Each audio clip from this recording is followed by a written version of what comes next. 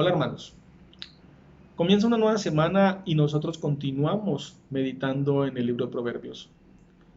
Para esta semana vamos a meditar en el capítulo 19 y el día de hoy vamos a hacer una breve observación sobre los versículos 1, 2 y 3. Dice así la palabra del Señor. Mejor es el pobre que anda en su integridad que el de labios perversos y necio.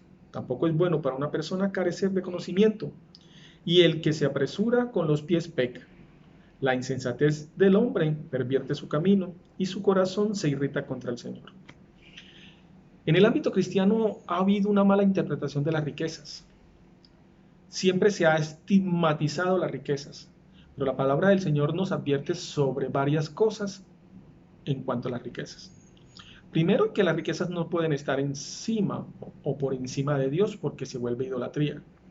Segundo, la raíz de todos los males es el amor al dinero, amor al dinero.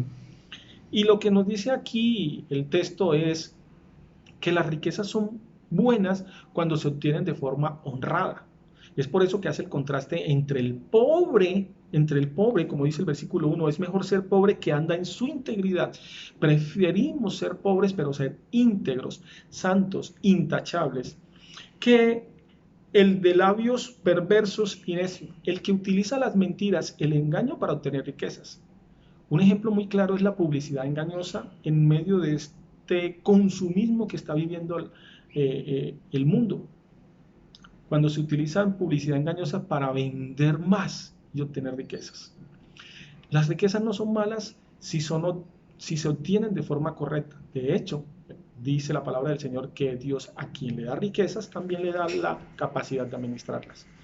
Luego el versículo 2 dice que tampoco es bueno para una persona carecer de conocimiento. Y eso lo entendemos. Todos tenemos que capacitarnos en alguna área y tener un conocimiento de cultura general, un conocimiento de historia. Los cristianos tenemos que tener un conocimiento pleno de las Sagradas Escrituras para llegar a conocer a nuestro Dios.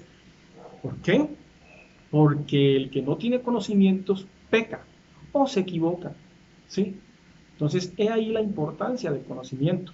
Luego, por falta de conocimiento, nos volvemos insensatos, necios, y vean lo que dice la palabra del Señor en el versículo 3. La insensatez del hombre pervierte su camino.